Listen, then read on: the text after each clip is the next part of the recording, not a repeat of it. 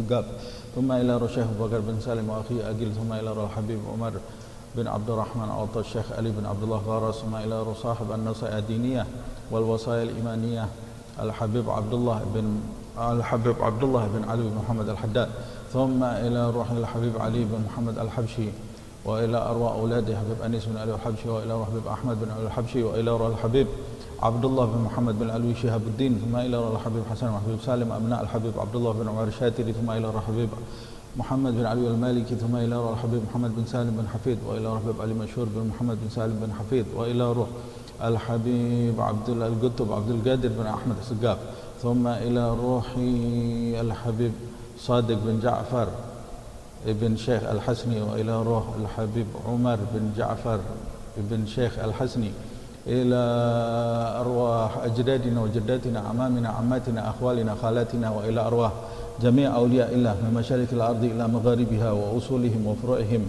ومنتسبين إليهم أجمعين وإلى أرواح والدينا ووالديكم وأمواتنا وأمواتكم أجمعين أن الله يغفر لهم ويرحمهم ويتغشاهم بالرحمة والمغفرة وأن الله يعلي درجاتهم في الجنة ويعيد علينا من بركاتهم وأسرارهم وأنوارهم وعلومهم ونفحاتهم في الدين والدنيا والآخرة وبنية الشفاء أسماء بنت أبو بكر السقاف Sukmawati binti Sulaiman Mazgarani binti Sayyidah Nurul Aini Tri Guryana Dewi Siti Aminah binti Idris Kuinsa binti Irwan dan siapa yang sakit di antara kita atau keluarga kita semoga disembuhkan oleh Allah Subhanahu wa taala syifaan ajilan ghaira ajilin ya syafi ya syafi ya syafi la shifaa illa shifaa'uk shifaan la yughadiru sagaman wala alama ya kafi ya wafi ya hamid ya majid irfa' anhum kulla ta'abin syadid waqfihim min al-haddi wal hadid wal marad syadid wal jaysh al-adid waj'alhum nuran min nurik wa 'izzan min 'izzik wa nasran min nasrik baha'an baha'ik ata'an min ata'ik hirasatan hirasatik ta'yidan min ta'yidika ya dzal jalali wal ikram wal mawahibil idham as'aluka an tabfihum min syarri kulli dhi syarr innaka antallahu khaliqul akbar أن الله يغفر لنا ويرحمنا ويلطف بنا وأن الله يرزقنا علما نافعا وقلبا خاشعا ورزقا طيبا وعملا متقبلا يحفظنا يحفظ أولادنا يحفظ أصحابنا من جميع الفتن ومن جميع الأمراض ومن جميع الذنوب ومن جميع البلاء والوباء والمصيبة ظاهرها وباطنها كبيرها وصغيرها يفتح علينا فتوح العارفين فتوح المطلق فتوح المبين وبارك لنا في رجب وشعبان ويبلغنا رمضان ويرزقنا ليلة القدر وأن الله يطول أعمارنا في صحة وعافية يختم لنا بالحسنى وإلى حضرة النبي محمد صلى الله عليه وسلم بسر الفاتحة.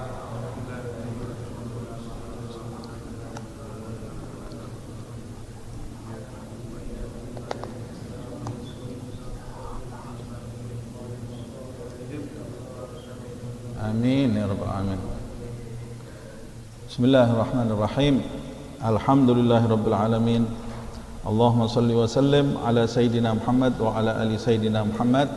نوينا التعلم والتعليم والنفع والانتفاع والتذكر والتذكير والإفادة والاستفادة والحث على التمسك في كتاب الله وسنة رسول الله صلى الله عليه وسلم وابتغاء مرضاته وثوابه وقربه. Kita lanjutkan kajian kitab An-Nasaih Ad-Diniyah karya Al-Imam Abdullah Ibn Alawi Ibn Muhammad Al-Haddad.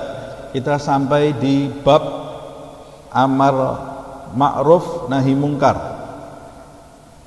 kewajiban berdakwah bagi setiap umat Nabi Muhammad SAW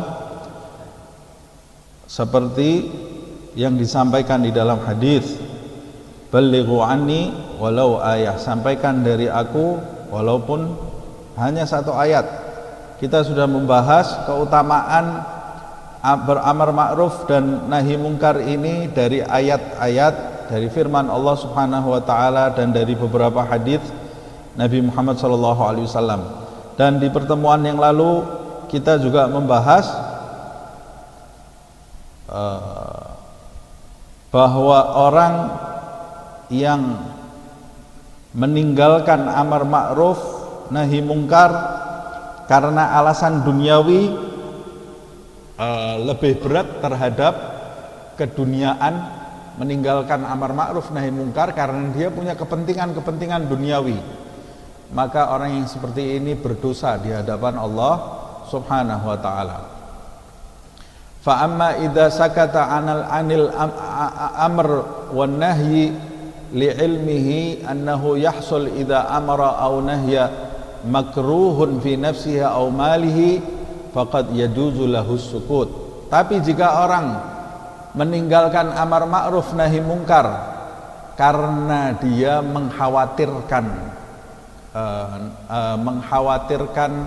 nasib dirinya atau harta yang dia miliki, kalau saya melakukan amar ma'ruf atau saya melakukan nahi mungkar, maka berbahaya bagi diri saya atau bagi keluarga saya atau bagi harta saya, maka hal yang seperti ini diperbolehkan dia untuk berdiam dari amar ma'ruf nahi mungkar karena akan ada bahaya yang menghampiri dirinya.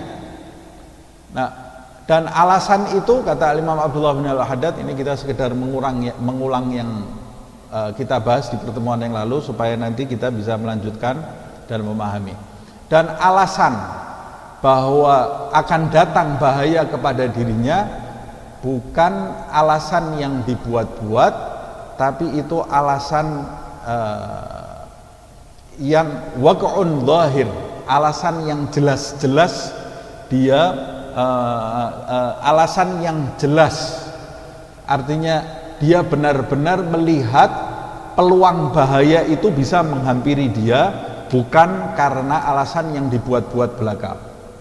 Itu pun kata Al-Imam Abdullah bin Ali Al-Haddad, walau amara wa naha ma'adzalika kana lahu ajrun adzim wa thawab jazil.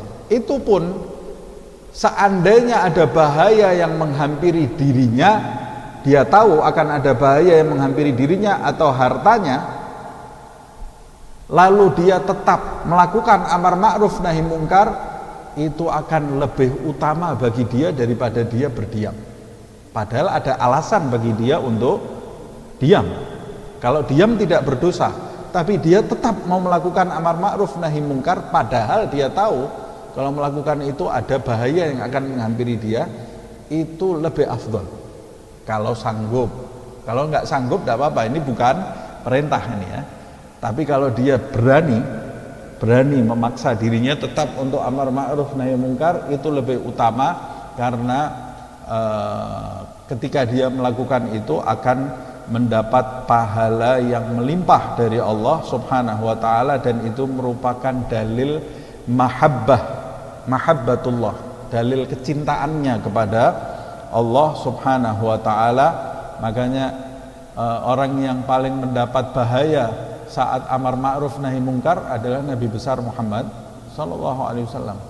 Dan Allah Subhanahu wa taala tidak memerintahkan Nabi berdiam dari amar ma'ruf nahi mungkar padahal ada bahaya yang menghampiri Rasulullah sallallahu alaihi wasallam, tapi Allah Subhanahu wa taala memerintahkan Nabi Muhammad SAW dalam kondisi yang berbahaya itu, wa'mur bil ma'ruf wanha 'anil munkar wasbir 'ala ma asabak. Perintahlah perbuatan yang ma'ruf, cegahlah perbuatan yang mungkar. Ya Allah, datang bahaya kepadaku, musibah kepadaku, wasbir 'ala ma asabak, bersabarlah atas musibah yang menimpa dirimu. Ini kedudukan Nabi Muhammad SAW. Jadi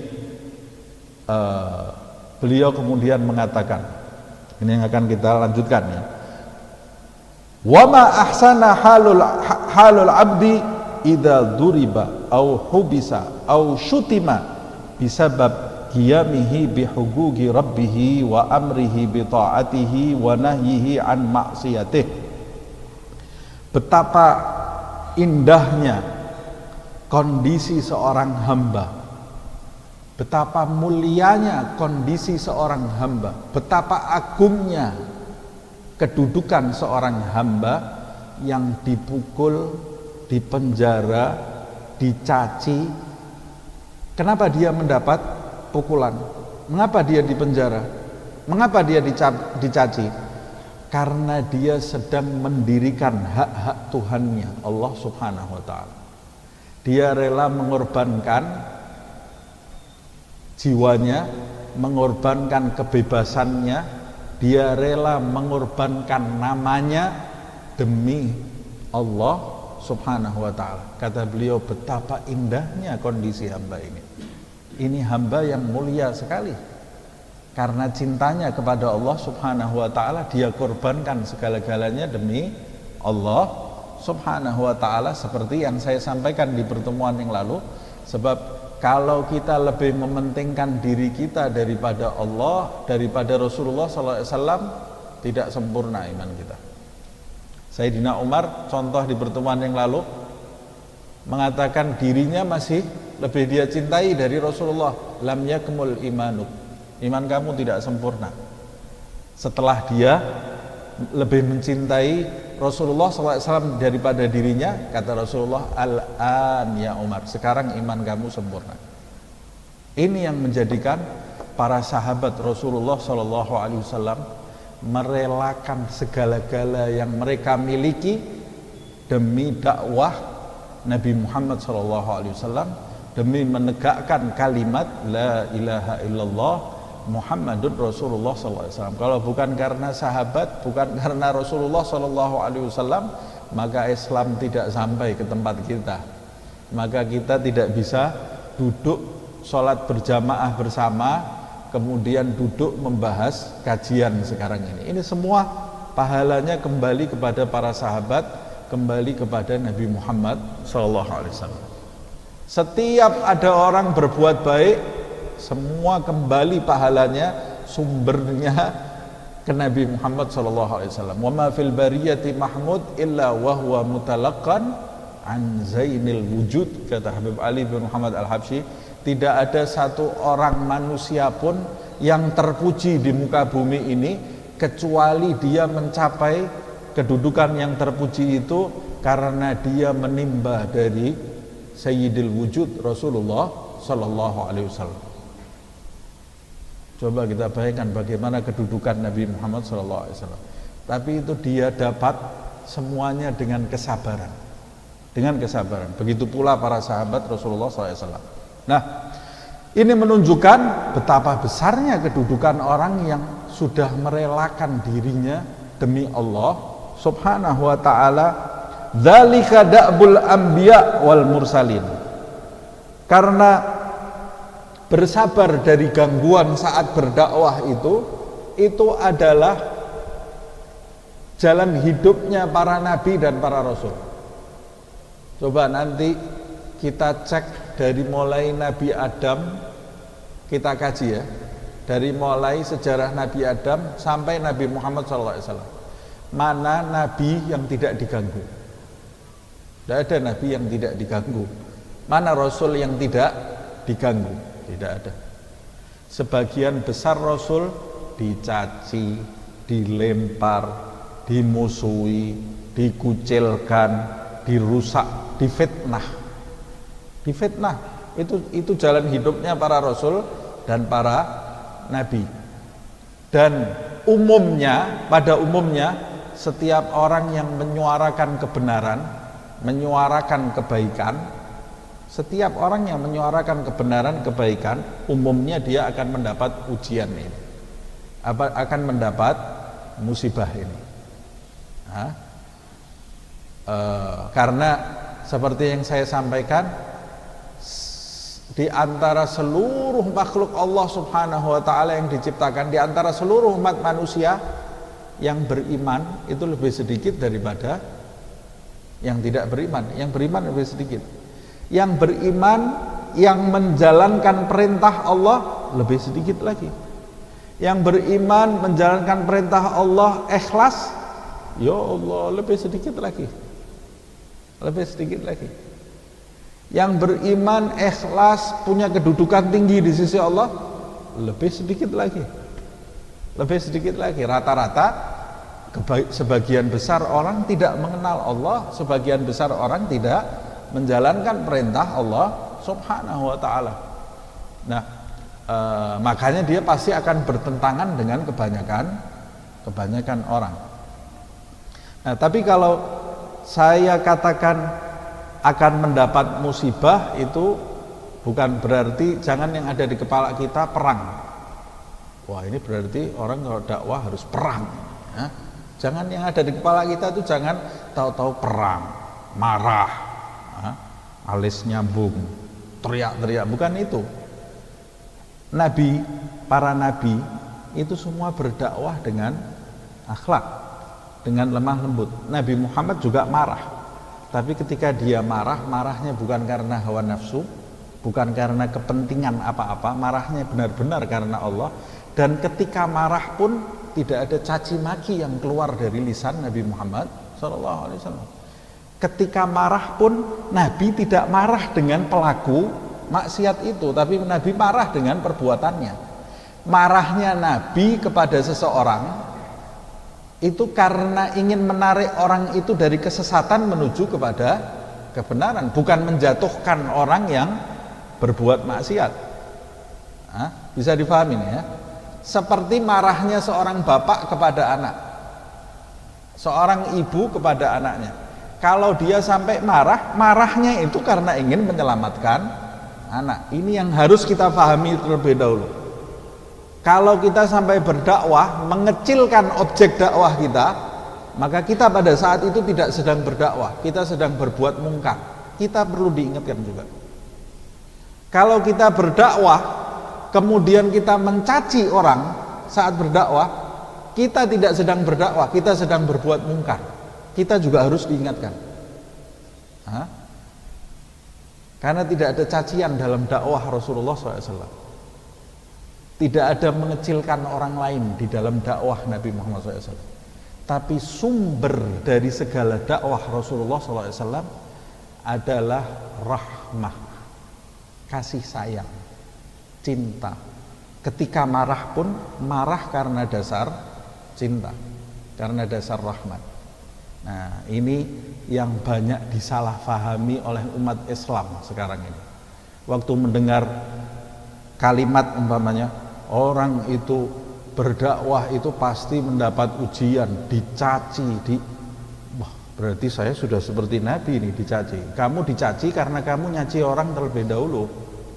Kalau Nabi dulu tidak pernah mencaci orang, tapi orang mencaci Nabi Muhammad SAW. Wah, saya sudah di penjara ini, berarti saya sudah termasuk Nabi ini. Kamu di penjara karena kamu buat ulah. Karena kamu membuat ulah, kamu di penjara. Bukan jalannya Nabi Muhammad SAW itu. Saya ini sudah diancam mau dibunuh ini. Berarti saya sudah dijalani Nabi. Kamu diancam dibunuh karena kamu berbuat kerusakan.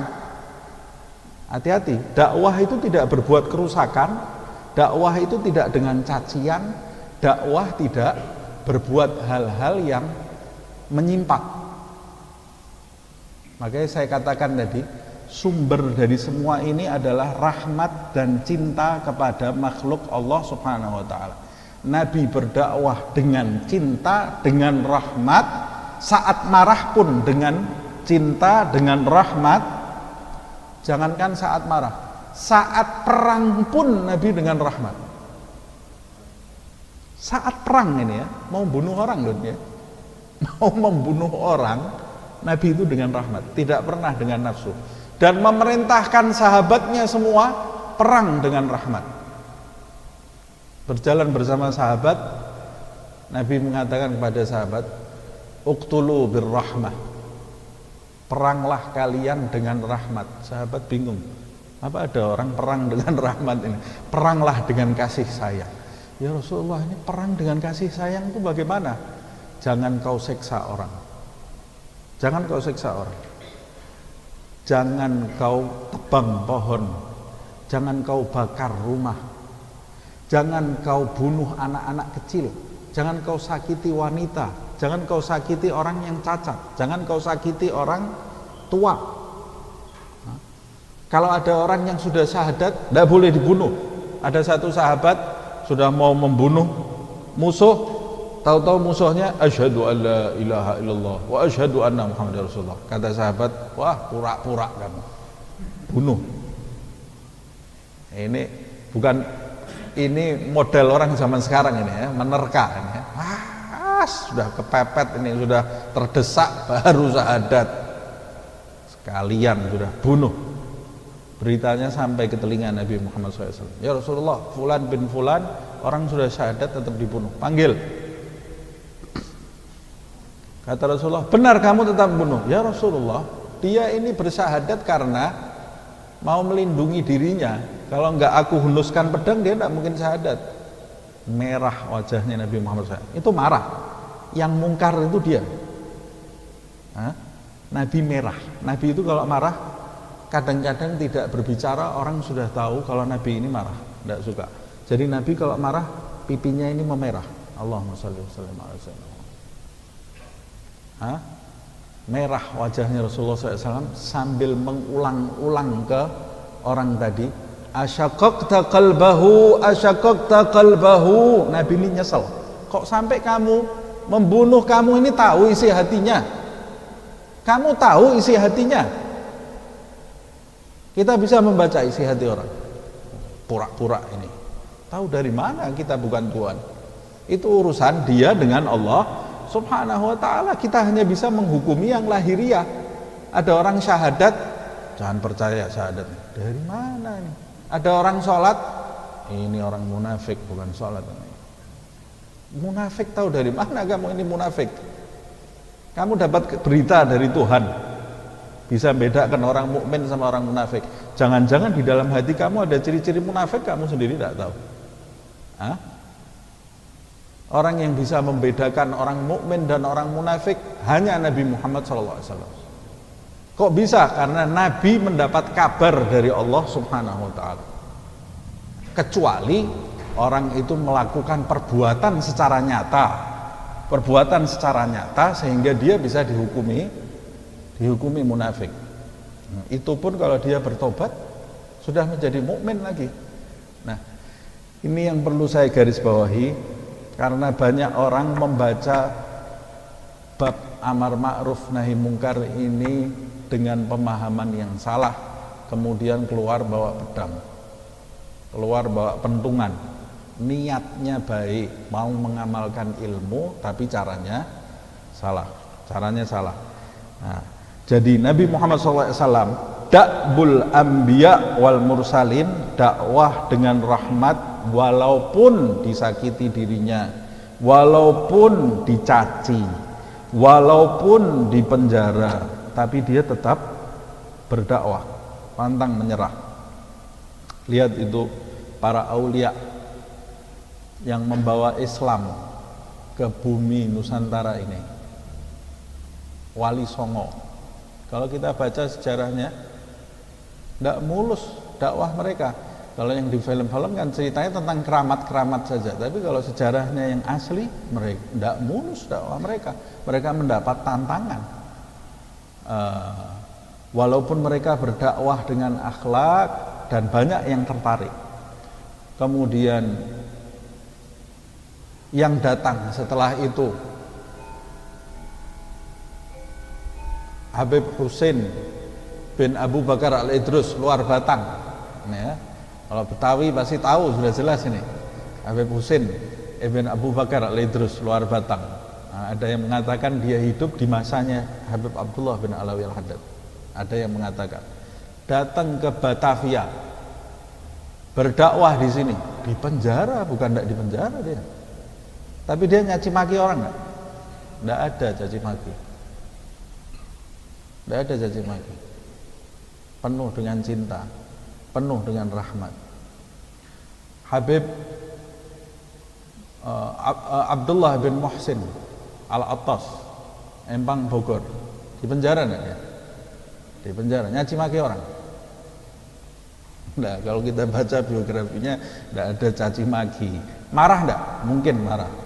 Pernah dia marah karena Allah Subhanahu wa ta'ala, tapi nyaci maki orang enggak pernah. Membalas ejekan dengan ejekan, jauh dari lisan para wali Allah Subhanahu wa ta'ala. Nah, jadi jangan cuma kita tangkap dakwah amar ma'ruf nahi mungkar, menegakkan, caranya lebih penting daripada perintahnya. Perintahnya penting, caranya mewujudkannya itu lebih penting kita pelajari daripada mengetahui hukumnya. daripada mengetahui hukumnya. Nah, wal auliya was salihin wal ulama al amilin, dan ini juga jalan hidupnya para wali, jalan hidupnya orang-orang soleh, jalan hidupnya para ulama. Ulama yang mana ini? Apalagi zaman sekarang, pinter ceramah langsung ulama, punya pengikut ulama. Ulama itu seperti apa? Al ulama al amilin, seorang ulama yang mengamalkan apa yang dia ucapkan. Ulama itu ciri-ciri yang paling jelas, yang disebutkan di dalam ayat innama yakhsyallaha min ibadihi al ulama. Orang yang takut tunduk kepada Allah dari kalangan hambanya, itulah ulama menurut versi Allah, diakui ulama oleh Allah.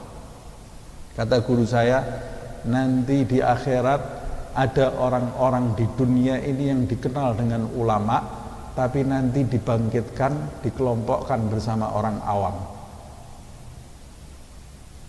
Di dunia dikenal ulama, tapi nanti dibangkitkannya, dikelompokkan bersama orang-orang awam. Karena dia disebut-sebut ulama oleh manusia, tapi dia disebut orang awam oleh Allah Subhanahu wa taala. Tapi sebaliknya, nanti ada orang dibangkitkan disebut-sebut orang awam oleh manusia. Tidak punya pengikut, tidak pernah masuk TV, tidak ada followernya, tidak ada yang kenal. Orang lihat orang awam ini. Orang awam. Tapi nanti dia dibangkitkan sama Allah, ini ulama. Mana yang bermanfaat?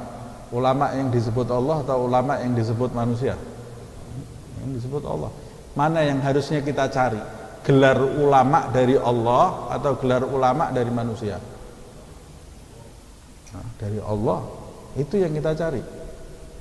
Orang mau menyebut kita kampungan, mau menyebut kita bodoh, mau menyebut kita ketinggalan zaman, yang kita kejar Allah.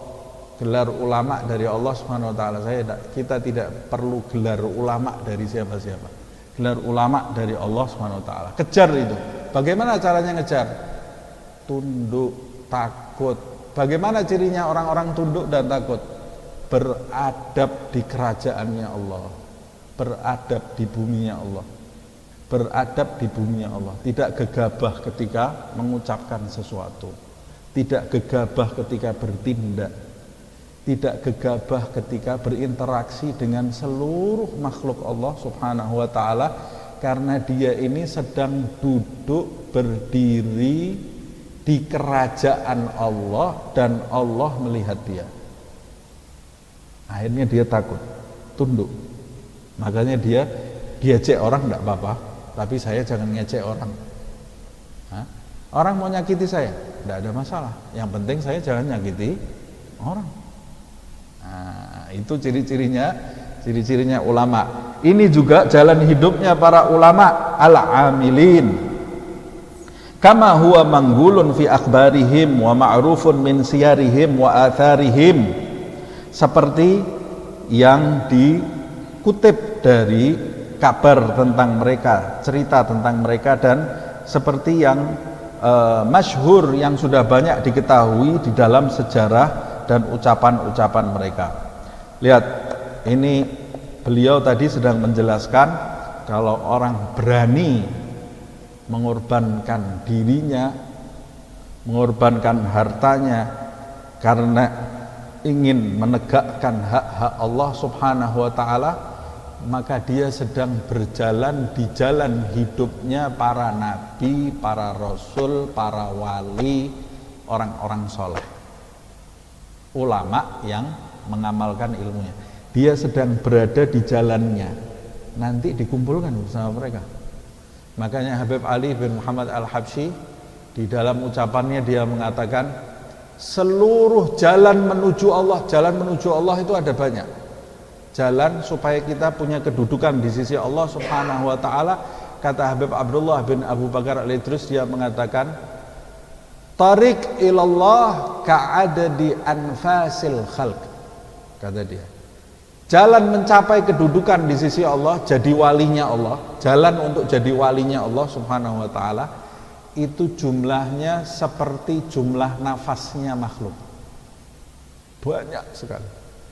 Ada yang jadi walinya Allah karena bakti sama orang tua, ada yang jadi walinya Allah karena sabar dari gangguan istrinya, sabar dari gangguan anaknya, sabar dari gangguan tetangganya, macam-macam. Ada yang jadi walinya Allah karena Al-Quran, rajin baca Al-Quran.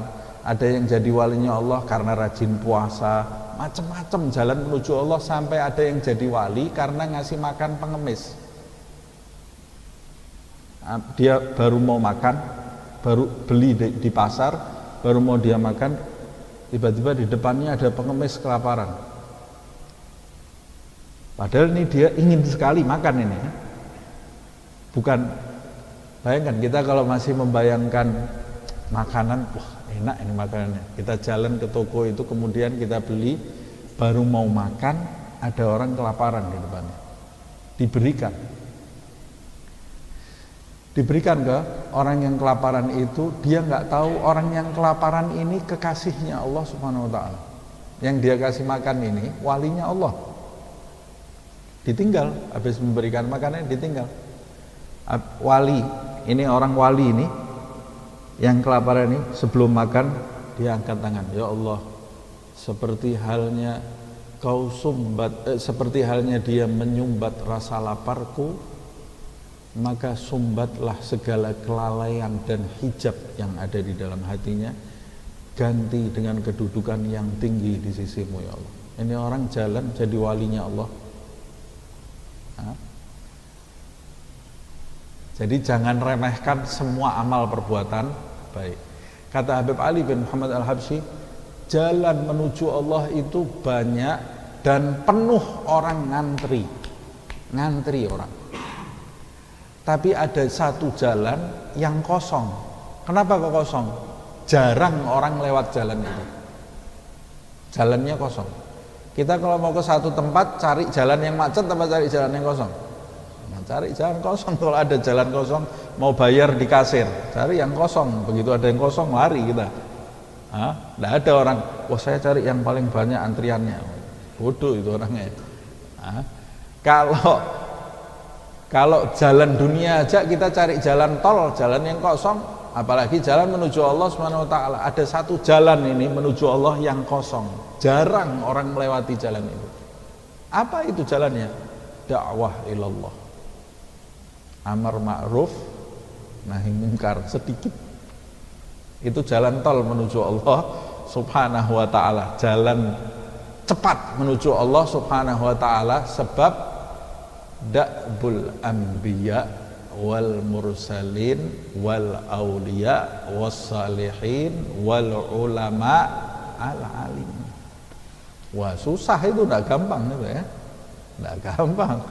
Kalau kita mau lewat jalan itu, kalau jarang itu berarti orang tahu ini tidak gampang ya, tidak gampang. Makanya kalau kita mau jalan betulan di jalan itu, belajar cara jalannya bagaimana di situ, syarat-syaratnya supaya bisa jalan di situ seperti apa.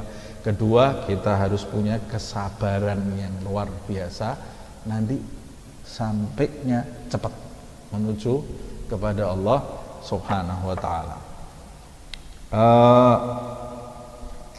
Wala khair fil jubni wad du'fi, dan tidak ada kebaikan bagi orang-orang yang bagi sifat pengecut dan lemah. Takut, mau mengingatkan orang takut. Nanti kalau ini gini gimana?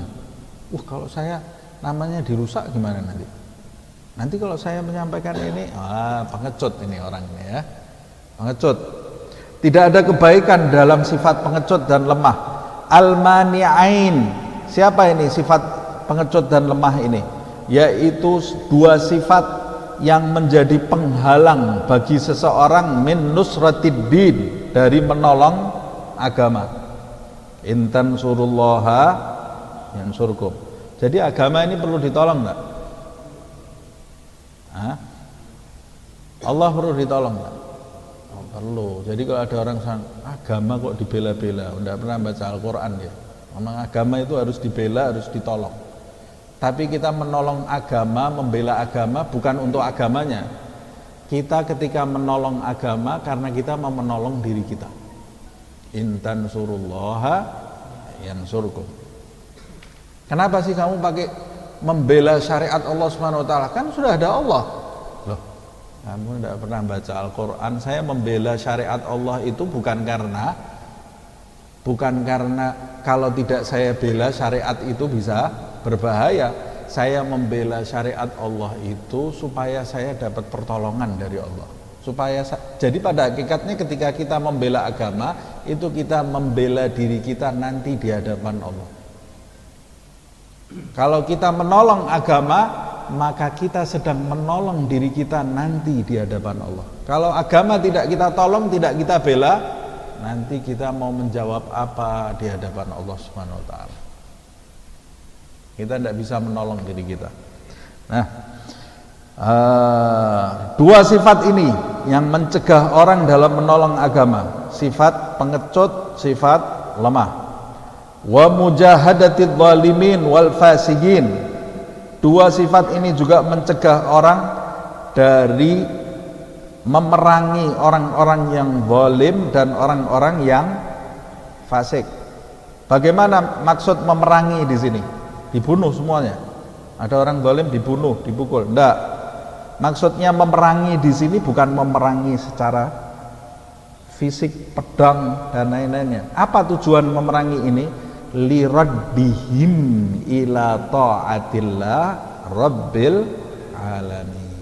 Jadi maksudnya memerangi orang-orang fasik dan orang-orang zalim itu bukan orangnya yang kita perangi, tapi kefasikannya dan kezalimannya kita perangi agar mengembalikan orang tersebut ke jalan Allah Subhanahu wa taala. Kalau orangnya kita perangi, kita lebih menjauhkan lagi dia dari jalannya Allah Subhanahu wa taala. Nabi Muhammad SAW ketika memerangi masyarakat jahiliyah waktu itu bukan orangnya yang diperangi oleh Nabi Muhammad SAW, tapi sifat-sifat jahiliyahnya yang diperangi oleh Rasulullah SAW. Berargumen Nabi Muhammad SAW, adu argumen. Nabi Ibrahim adu argumen supaya orang-orang itu bisa kembali ke jalan Allah Subhanahu wa taala. Kenapa sih kok mau mengajak orang itu kembali ke jalan Allah? Rahmatan lil alamin. Rahmat, sayang kepada orang-orang itu, cinta kepada makhluk Allah Subhanahu wa taala. Fa innal ghadaba lillah wal ghairata inda tarki awamirihi wartikabi nawahihi wa zawajirihi sya'nul anbiya was-siddiqin wa bidzalika wusifu washtuhiru wa urifu. Sesungguhnya marah ini ya, wal ghairah itu api kecemburuan. Marah dan api kecemburuan atas perintah-perintah Allah yang ditinggalkan dan larangan-larangan Allah yang diterjang, itu adalah kondisi jalan hidupnya para nabi dan siddiqin, orang-orang yang mencapai keteguhan di sisi Allah Subhanahu wa taala. Dan dengan hal-hal seperti inilah mereka itu disifati dan mereka ini dikenal dan terkenal dengan sifat-sifat yang seperti ini. Kalau ada syariat Allah yang diterjang, marah mereka. Hak-hak Allah yang dirampas, marah mereka. Seperti contoh saya di pertemuan yang lalu, itu merupakan bukti cintanya mereka kepada Allah Subhanahu wa taala. Seperti contoh di pertemuan yang lalu, kita cinta kepada seseorang, kita tahu hartanya dimaling sama orang. Orangnya lihat kita dan kita mampu mencegah maling tadi, tapi kita diem. Kira-kira orang itu respect enggak dengan kita? Kamu cinta kepada saya, harta saya diambil, mobil saya diambil, kamu diem aja. Cinta betul apa enggak ini? Atau kita cinta kepada seseorang, anaknya dia, anaknya orang yang kita cintai itu dipukuli. Kita ada di depannya, kita lihat aja. Ini bukan urusan saya nih, yang penting saya cinta sama bapaknya kok. Loh, itu anaknya orang yang kamu cintai dipukuli, bukan urusan saya itu. Itu urusan dia. Saya kan cinta sama dia. Ini urusannya dia. Oh, itu bohong cinta kamu. Cinta apa seperti itu? Kalau cinta terhadap seseorang, ya kamu akan membela hak-haknya. Kalau kamu cinta kepada Allah Subhanahu wa taala, ada hak-hak Allah yang dirampas, kamu harus marah. Harus marah. Cuma sekali lagi digarisbawahi, mewujudkan marah, mengaplikasikan marah, mengejawantahkan amarah kita di dalam amar ma'ruf nahi mungkar, itu juga harus benar. Rasulullah ya marah, tapi marahnya Nabi seperti apa itu harus kita lihat. Marahnya Nabi itu seperti apa harus kita lihat. Sekali lagi, marahnya tidak ada caci maki, tidak ada merendahkan orang lain, tidak ada menghalalkan darah orang lain. Bukan seperti itu marahnya Nabi Muhammad SAW. Dia marah seperti marahnya bapak kepada anak ketika berbuat salah. Itu marahnya Nabi Muhammad SAW. Dan marah itu kadang-kadang ditampakkan dengan rahmat. Di dalam panas ya, tapi cara meluruskannya dengan rahmat. Seperti kita lihat anak kita berbuat salah, di dalam sakit, di dalam hati kita, ini kok anak saya seperti ini. Tapi kan kita kemudian mau memperbaiki. Kadang-kadang saya tahu ini kalau anak saya ini wataknya, kalau saya melotot dia malah melawan, tidak jadi baik nanti. Karena kita memperbaiki, di dalam ini sakit, anak kita melakukan kesalahan, tapi di luar kita, nah bukan gitu caranya, nah, tapi di dalam sakit. Nah, sama seperti itu Nabi Muhammad SAW, para wali, orang-orang soleh, kalau lihat ada syariatnya Allah Subhanahu wa ta'ala dilanggar, sakit di dalam. Kita karena jauh dari jalan hidup mereka, lihat orang berbuat maksiat ada berapa di depan kita, pernah sakit ya? Kadang-kadang kita malah nimbrung. Naudzubillah min dzalik. Tidak ada rasa sakit, kita kadang-kadang nimbrung ya. Ada berapa maksiat yang kita lihat? Pernah tidak kita merasa, ya Allah, ini kok syariatnya Allah dibeginikan, ditinggal.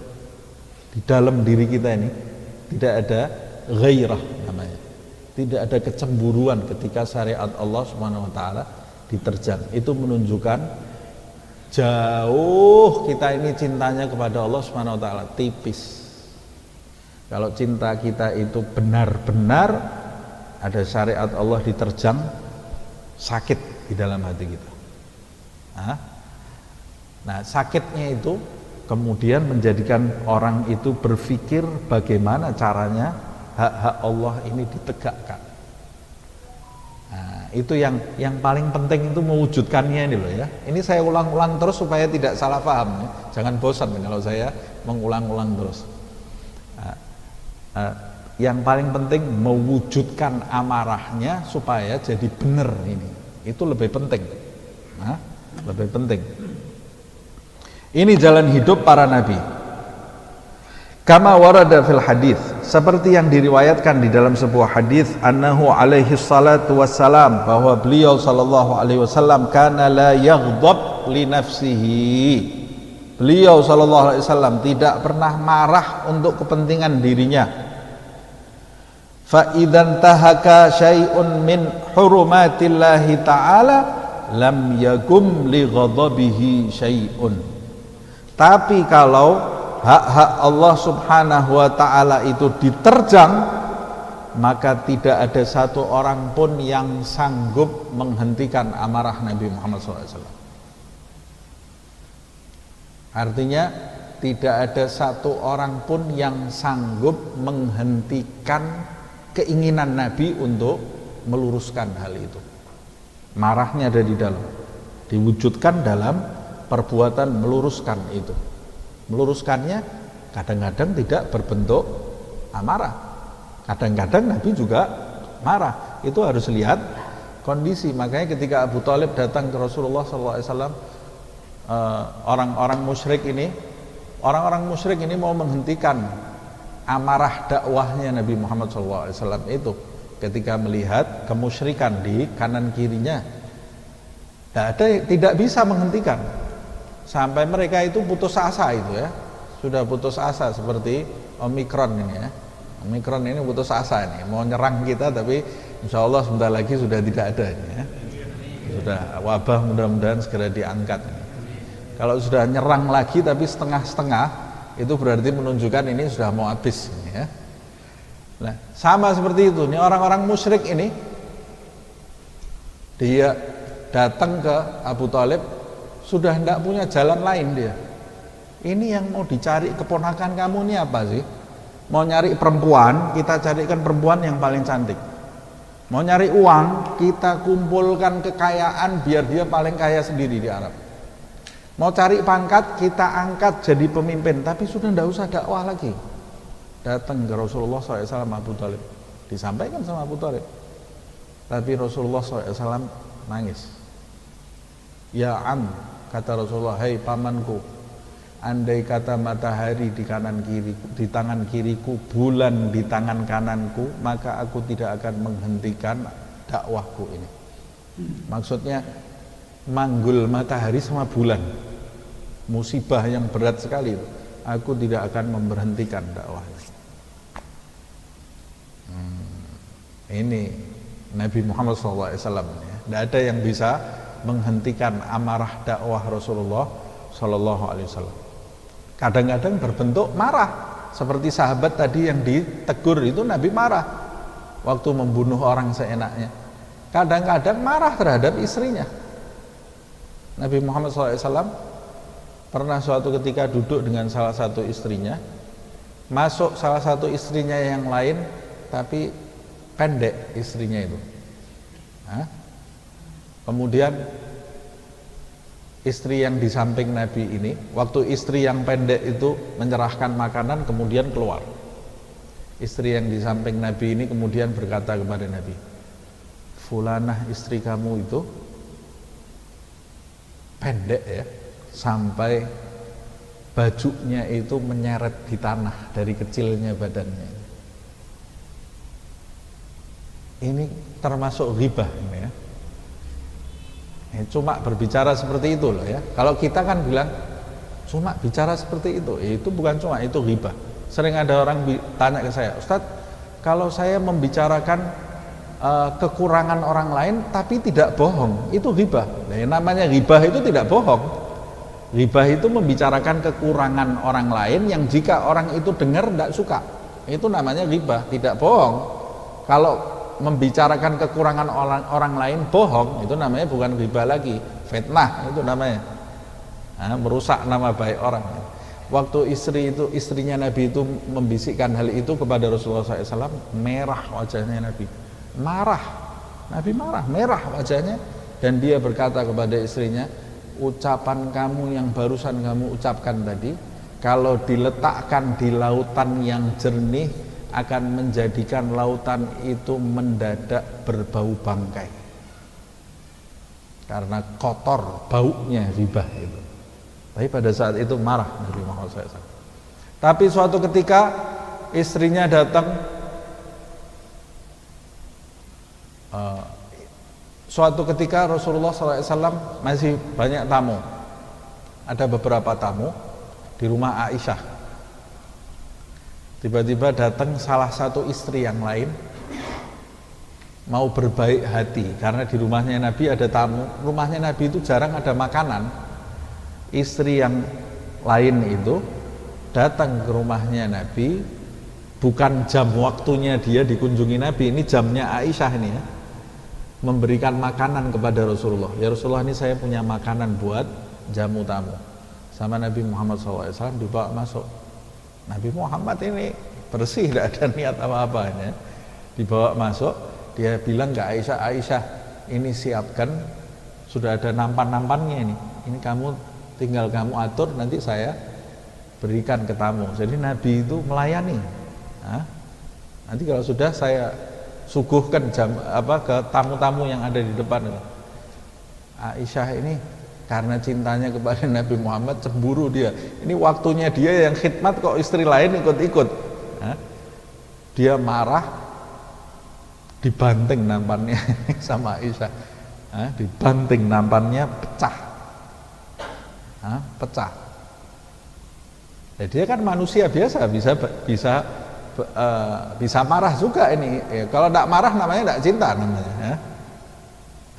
Cemburu itu salah satu bukti cintanya dia kepada Nabi Muhammad SAW. Ini waktunya saya yang khidmat kok itu di sana yang ikut-ikut ini ya, saya ikut-ikut. Ini harusnya jatahnya saya untuk berkhidmat kepada Nabi Muhammad SAW. Pecah nampannya. Sahabat di depan sedang ngobrol-ngobrol, diem dia dengar suara pecah nih. Wah, wanita kalau sudah ngamuk serem ini ya. Kalau sudah marah ini serem wanita ini. Sahabat saja sampai diem langsung, jadi tenang yang di depan. Nabi Muhammad SAW merapikan pecahan tadi, tidak marah, tidak melotot, tidak diem. Nabi Muhammad dirapikan. Jadi dia memaklumi karena Aisyah ini cemburu ini. Karena itu yang diserang dirinya kan, diem Nabi Muhammad. Dibersihkan sama Nabi Muhammad, kemudian dia ke depan, lihat sahabat diem. Diam semua, kata Rasulullah, tenang, ibu kalian sedang cemburu, kata Rasulullah SAW. Ibu kalian sedang cemburu, kata Rasulullah SAW. Jadi dimaklumi oleh Nabi Muhammad SAW. Karena istri-istri Nabi wa azwajuhu ummahatul mu'minin kan.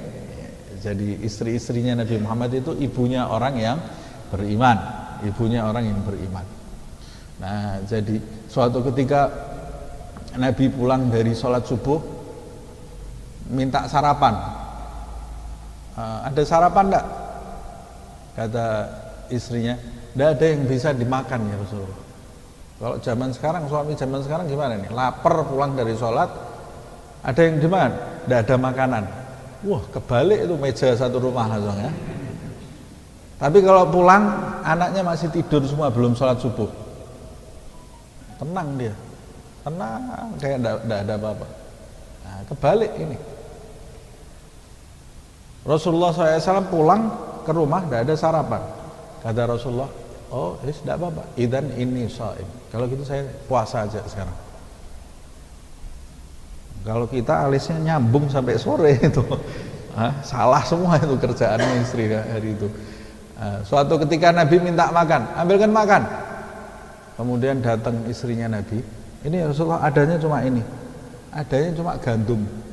Kalau sekarang ambilkan makan, datang istri kita nasi putih, tempe tidak ada, sambal tidak ada, nah cuma nasi putih aja. Kalau kita gimana nih? Wah, lempar langsung itu ya. Makan sendiri ini, suruh makan nasi putih ya. Rasulullah tanya tapi, ada lauk enggak? Ada lauk enggak? Jadi sunnah makan pakai lauk itu sunnah. Nabi tanya ada lauk enggak? Supaya kita lebih bersyukur kepada Allah SWT. Tapi Nabi tidak mencari sesuatu yang tidak ada. Jadi Nabi itu tidak pernah mengada-adakan sesuatu yang tidak ada. Tidak seperti kita mau makan cuma ini, order macam-macam. Sudah yang ada apa oleh Nabi itu dimakan. Ada lauk enggak? Kata Rasulullah. Kembali lagi istrinya, cari lauk. Ini padahal rumah tangganya makhluk yang paling dicintai oleh Allah SWT ya. Ada lauk enggak? Istrinya kembali lagi ke dapur cari lauk. Tidak menemukan apa-apa di dapur kecuali cuka. La ilaha illallah, cuka ini ya. Kata istrinya Nabi ini, ya Rasulullah, tidak ada lauk, ini cuma adanya cuka. Bawa sini. Nah, yang ada dimakan, disyukuri. Cuka ini ya, dituang oleh Nabi, dicampur sambil Nabi mengatakan ni'mal idam, ni'mal idam, ni'mal idam al-khal. Ini luar biasa. Ini lauk yang paling nikmat ini. Kalau kita nasi sama kecap, terus kemudian kita, ini kecap ini luar. Makannya sama ngomel kita. Tapi Nabi ini lihat, dihargai nikmatnya Allah walaupun itu cokak. Nomor 1, nomor 2, dihargai istrinya. Istrinya ini Nabi tanya ada lauk enggak? Dia mencarikan. Ini dihargai oleh Nabi Muhammad SAW. Subhanallah. Semoga Allah menghidupkan akhlak Nabi Muhammad SAW di dalam diri kita dan di rumah tangga kita, insya Allah. Rumah tangga kalau seperti itu semua, pengadilan sepi. Kemudian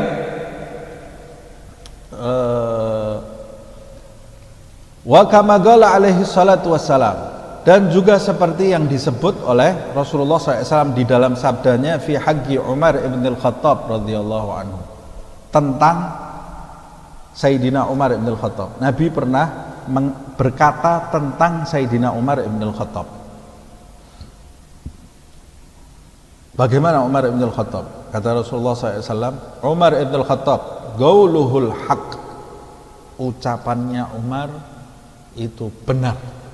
Sayyidina Umar itu kalau ngomong tidak pernah, kalau orang Jawa bilang mencela-mencele, kalau ngomong selalu benar, tidak pernah muter-muter, enggak, benar yang diucapkan. Dia tidak takut sama siapa-siapa ya.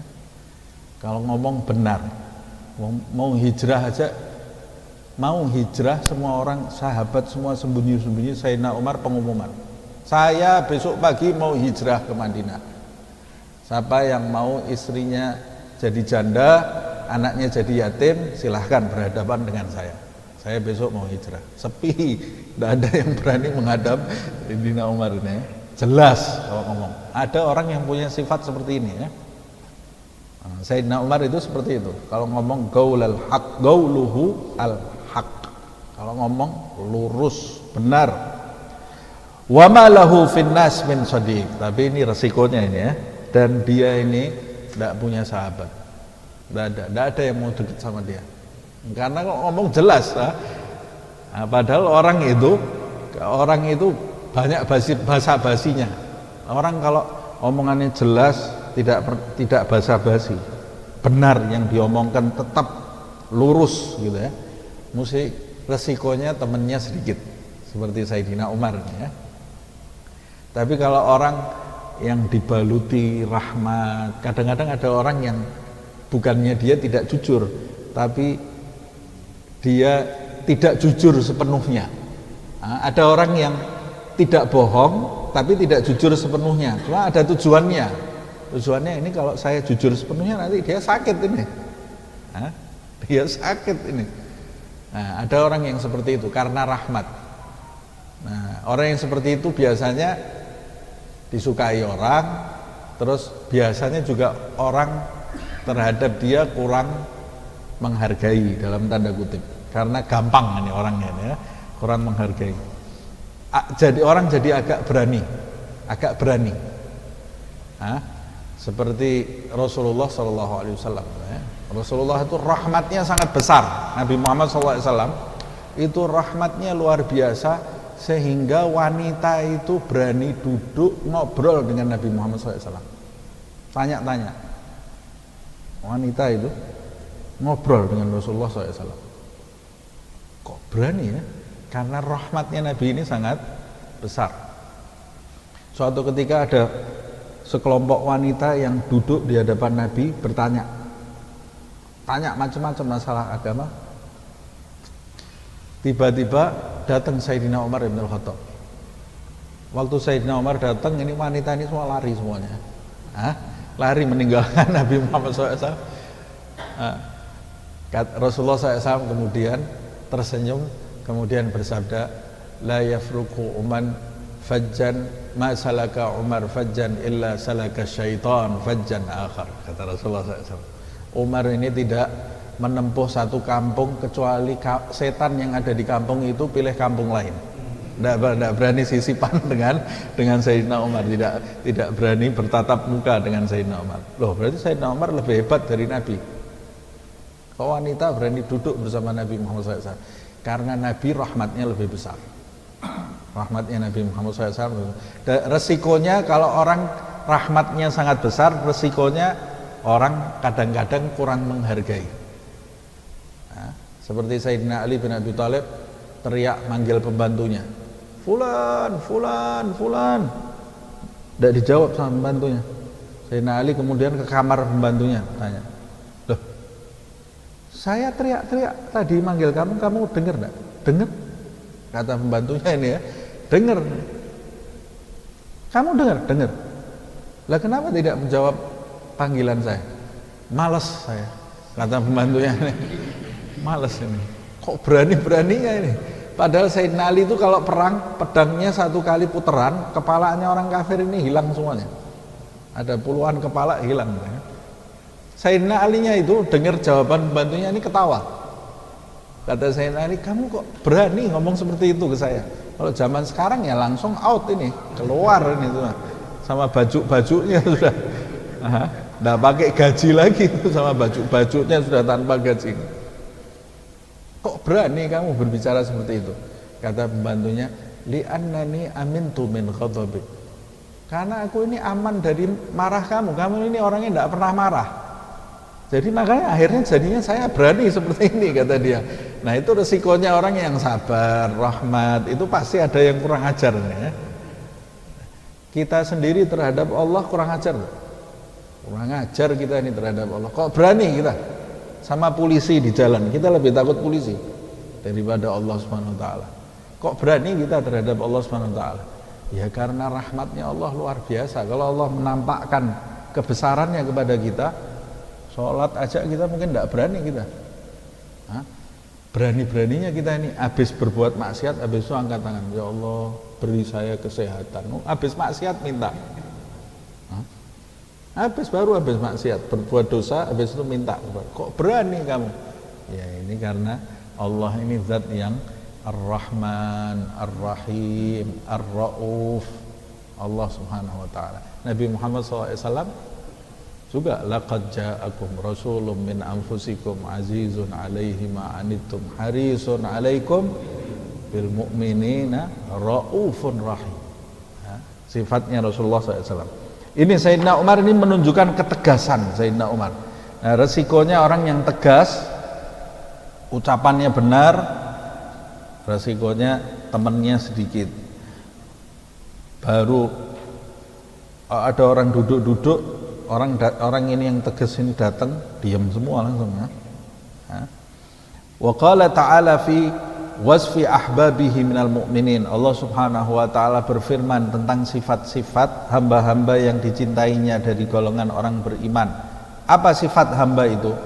Adzillatin 'alal mu'minina, a'izzatin 'alal kafirina, yujahiduna fi sabilillahi wa la yakhafuna laumata laim. Nah, ini sifatnya. Apa sifat hamba-hamba yang dicintai Allah ini? Adzillatin 'alal mu'minin, terhadap orang-orang beriman, orang yang taat, dia ini rendah hati. Rendah hati. Tapi a'izzatin 'alal kafirin, terhadap orang-orang yang membangkang dari perintah Allah Subhanahu wa taala, a'izzah, punya harga diri. Menampakkan harga dirinya. Ini orang-orang yang jauh dari Allah Subhanahu wa taala, dia menampakkan harga dirinya. Bukan malu. Di kereta lihat ada orang, wah ini banyak non muslimnya nih, mau sholat malu. Ini bukan sifat hamba-hamba yang dicintai Allah. Bawa Al-Quran, tidak ada yang bawa Al-Quran, masuk saya tok yang bawa Al-Quran, malu. Kalau hambanya Allah Subhanahu wa taala a'izzah, dia ini merasa terhormat dengan keislamannya. Menampakkan keislamannya bukan sombong, tapi mau menampakkan kemuliaan Islam. bukan kulitnya Islam. Tahu kulitnya Islam? Menampakkan keislamannya cuma pakaian, jenggot, siwak. Bagus gak? Bagus. Tapi yang lebih bagus itu tampakkan akhlak, ilmu.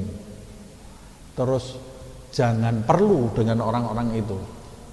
Orang-orang yang jauh dari Allah SWT, kemudian kita tolong ya, saya ditolong. La ilaha illallah.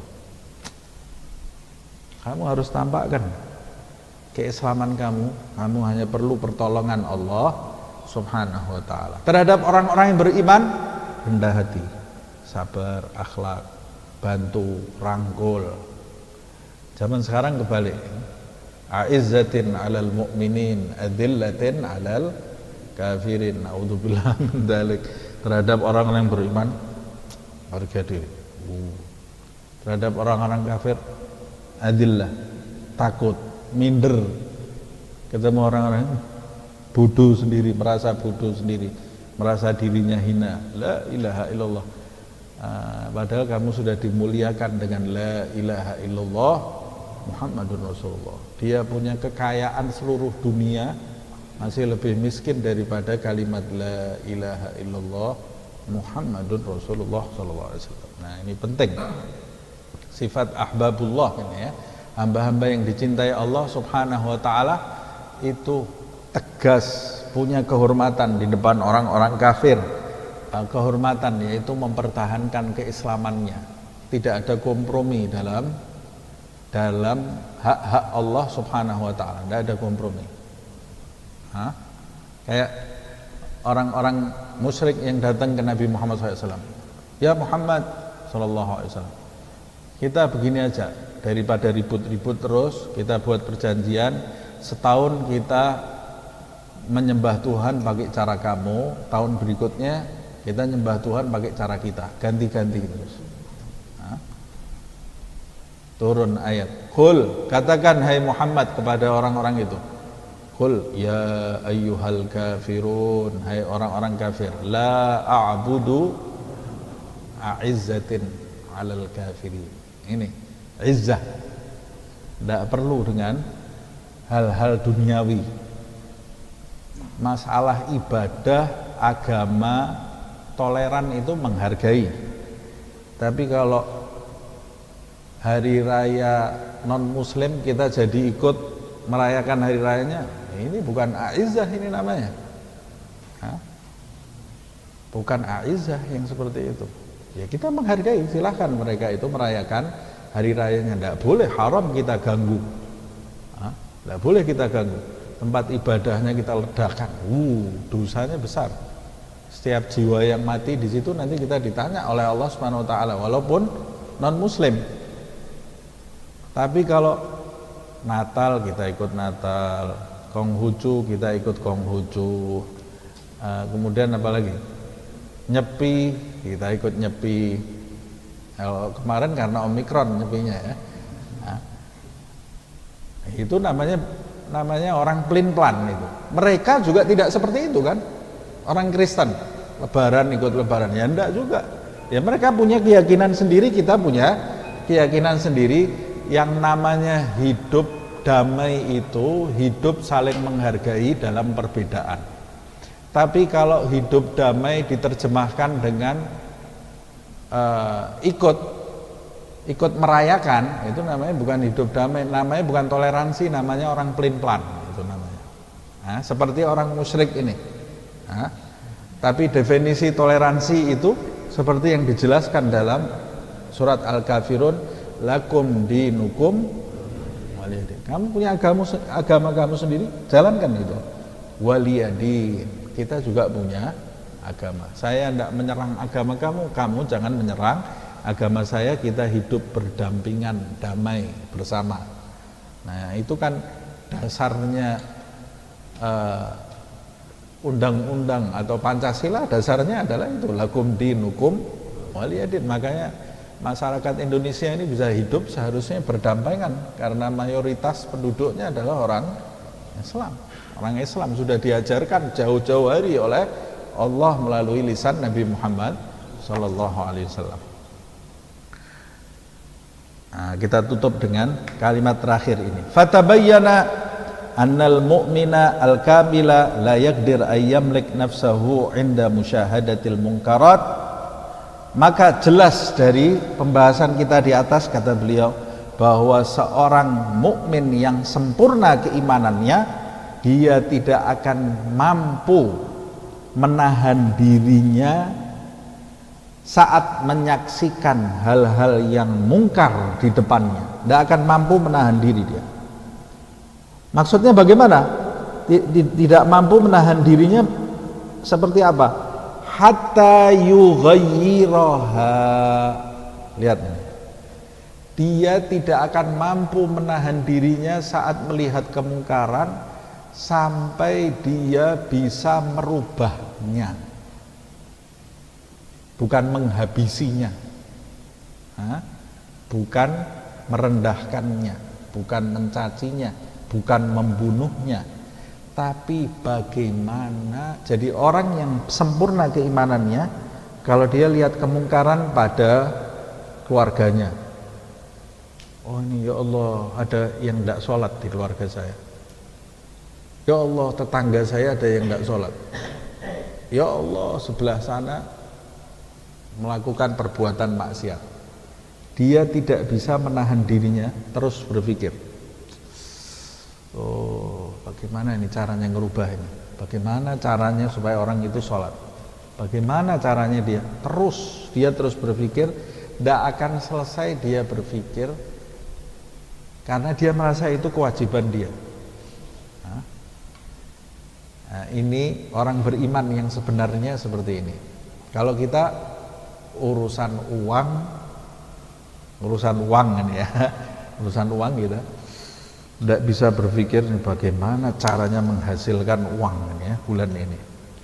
Kalau maksiat tidak terpikir sama sekali ini ya. Nah ini ciri-ciri orang yang beriman, sampai merubahnya, atau yuhal bainahu wa baina dzalika bima la taqata lahu ala daf'ihi, atau terjadi penghalang antara dia dengan kemungkaran itu yang menjadikan dia tidak mampu merubahnya. Ada sesuatu yang menjadikan dia mustahil bagi dia untuk merubahnya. Itu sudah bukan menjadi tanggung jawab dia lagi. Ini ciri-ciri orang yang beriman. Sedangkan ciri orang-orang yang munafik kebalikannya. Sifatnya orang-orang munafik kebalikan itu.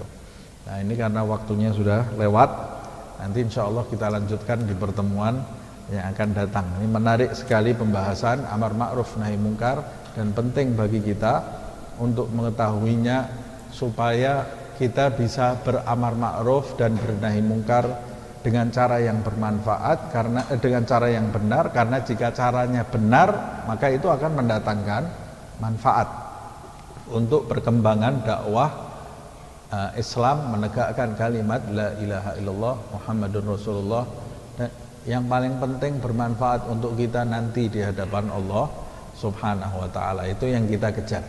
Semoga Allah Subhanahu wa ta'ala mengampuni kita, mengampuni dosa-dosa kita, mengampuni segala kesalahan kita, menjadikan kajian kita ini bermanfaat bagi kita, bagi keluarga kita, bagi umat Muhammad SAW, bagi sahabat-sahabat kita, baik yang hadir atau yang berhalangan hadir. Semoga mendapat pahala dari Allah Subhanahu wa ta'ala. Yang datang langsung menyaksikan kajian ini atau melalui streaming atau melalui rekaman, semoga mendapat manfaat dari majelis taklim ini.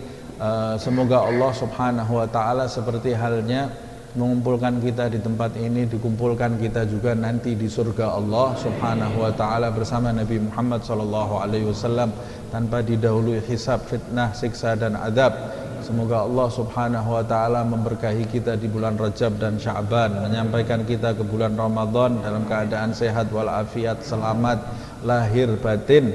Begitu juga kedua orang tua kita, pasangan hidup kita, anak-anak kita, saudara-saudara kita, keluarga kita, kerabat-kerabat kita, sahabat-sahabat kita.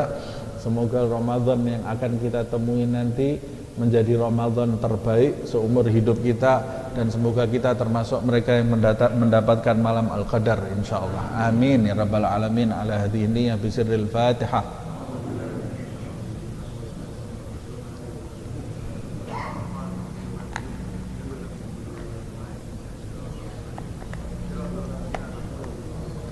يا ربنا اعترفنا بأننا اقترفنا أسرفنا على لظى أشرفنا فتب علينا توبة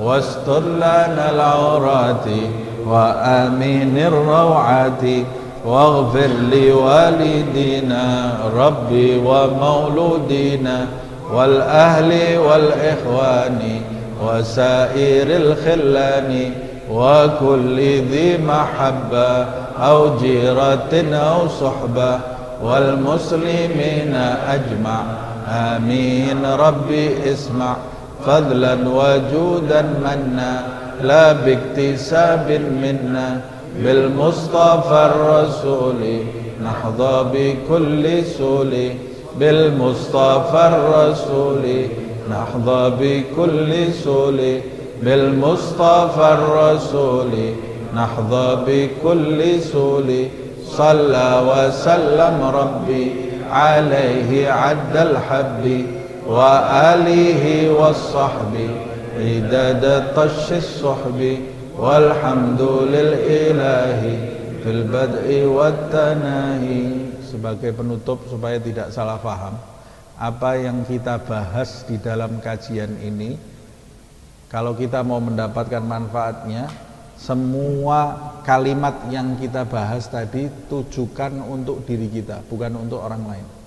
Kita di dalam kajian ini tidak membahas orang lain, tidak membahas kelompok lain. Kita membahas diri kita sendiri. Karena kita di sini mau memperbaiki diri kita supaya berada di jalan yang benar. Amin ya rabbal alamin. Subhanakallahumma wa bihamdika asyhadu an la ilaha illa anta astaghfiruka wa atubu ilaik. Subhana rabbika rabbil izzati amma yasifun wa salamun alal mursalin walhamdulillahi rabbil alamin. Wal 'afwu minkum.